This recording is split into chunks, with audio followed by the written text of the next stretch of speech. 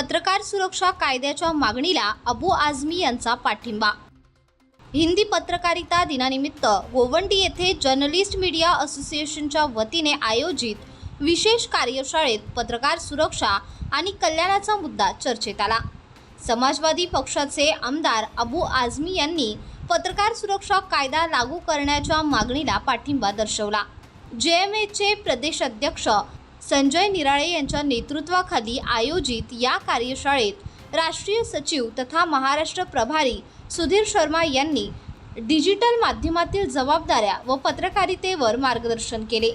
यावेळी वरिष्ठ उपाध्यक्ष दत्तात्रय सूर्यवंशी, राज्य महासचिव संजय पवार, राज्य सल्लागार सुचिता बिराजदार, सहखजिनदार विकास पाटील यांच्यासह मोठ्या संख्येने पत्रकार उपस्थित होते।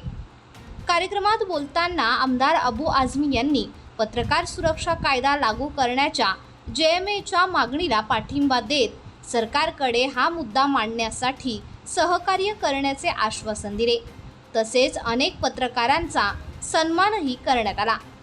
पत्रकारांच्या हक्क आणि सुरक्षेसाठी राज्यभर अशा कार्यशाळा आयोजित करण्यात येणार असल्याची माहिती जर्नलिस्ट मीडिया असोसिएशन कडून देण्यात आली।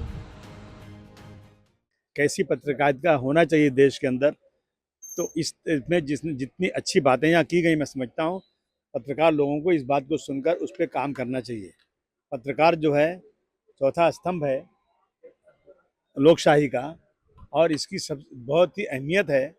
जान पे खेल के पत्रकार काम करते हैं, लेकिन यही कुछ पत्रकार लोग, जैसा साहब ने कहा, वो ब्लैकमेलिंग के लिए काम करते हैं, तो पत्रकारों का नाम खराब करते हैं। पत्रकारिता करना है तो बिल्कुल कानून के मुताबिक रजिस्ट्रेशन कराइए और अपने आप को बिल्कुल पत्रकार लोगों को दिखाएं, ताकि आपके साथ कोई भेदभाव ना हो सके।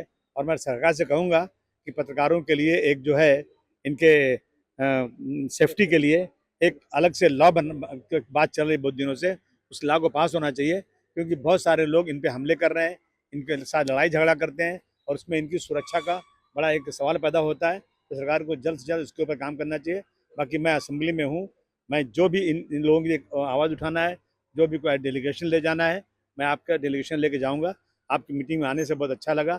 आपने पत्रकारों को समझाया कि किस तरह की पत्रकारिता चलना चाहिए देश के अंदर। ब्लैक मेलिंग वाली आज पत्रकारों का नाम बहुत ख़राब हो चुका है। गोदी मीडिया नाम आज तक पहले कभी नहीं था, गोदी मीडिया है।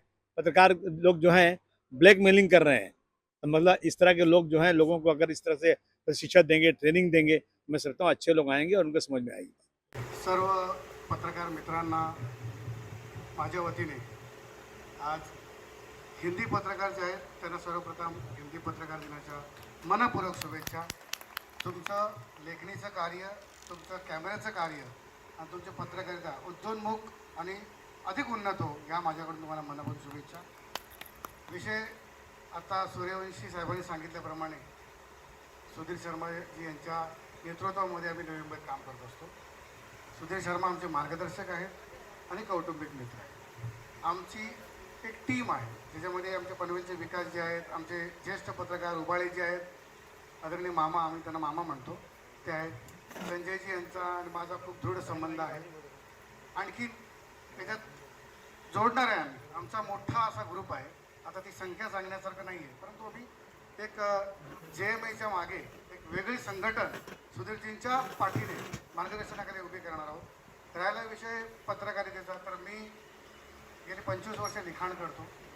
मी राजकीय नेत्यांचं PR बघतो, तुमच्या माहितीसाठी सांगतो, नवी मुंबईत मी भारतीय जनता पार्टीच्या गणेश नायकांचा PR बघतो, हे फक्त माहितीसाठी। आता उद्या मला बोलून कोणतरी माझ्या गणेश नायकाचं काम आहे, अजिबात करणार नाही, तू तुझ्या पद्धतीने कर, कारण मी पत्रकारिता केलेलं आहे, मी माझं काम करतो, मी तुझ्या कामासाठी येईल, आणि तुझं काहीतरी काम वेगळंच असायचं, समजून घेतल्याशिवाय उमजून येत नाही। तर पत्रकारितेचा विषय दुसरा, सगळ्यांना विनंती आहे, आपलं वय, जसं शिक्षणासाठी वयाचा जो उल्लेख केला तुम्ही शिक्षणाचा, तर आत्ताही आपण मुंबईमध्ये आहोत, इथून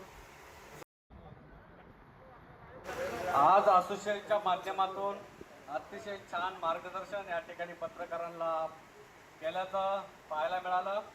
पत्रकार क्षेत्रातील तोप सुधीरजी शर्मा यांनी अतिशय मार्मिक या ठिकाणी संभाषण करताना आणि पत्रकारांनी कशा प्रकारचं आयोजन नियोजन आपल्या पत्रकारितेला कसं पुढे घेऊन गेलं पाहिजे आणि रजिस्ट्रेशन कसं केलं पाहिजे अनेक पत्रकार खूप काही मोठमोठ्या व्यक्तींकडून शिकलेले असतात, परंतु प्लॅटफॉर्म त्यांना आपलं रजिस्ट्रेशन कसं करायचं याचं मार्गदर्शन कुठेही लाभत नाही.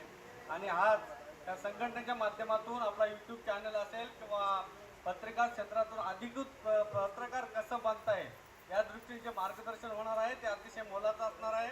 आणि जेव्हा कुठल्याही प्रकारचा आपल्याकडं वास्तविक पुरावा नसतो, आपल्याला सगळं काही नॉलेज असूनही त्या ठिकाणी तो पत्रकार अधिकृत मानला जात नाही. आणि जेव्हा त्याच्याकडे अधिकृत बाबी उपलब्ध होतात आणि त्याच्याकडचं स्किल या कितने लोगों का इंश्योरेंस है? खाली एक ही व्यक्ति का आज इंश्योरेंस है, किसी का भी इंश्योरेंस नहीं है। आप मुझे बताइए, अब हम लोग पत्रकारिता करते हैं, कितने लोगों के साथ हमारा ज़्यादा से ज़्यादा संबंध तो राजकीय नेताओं के और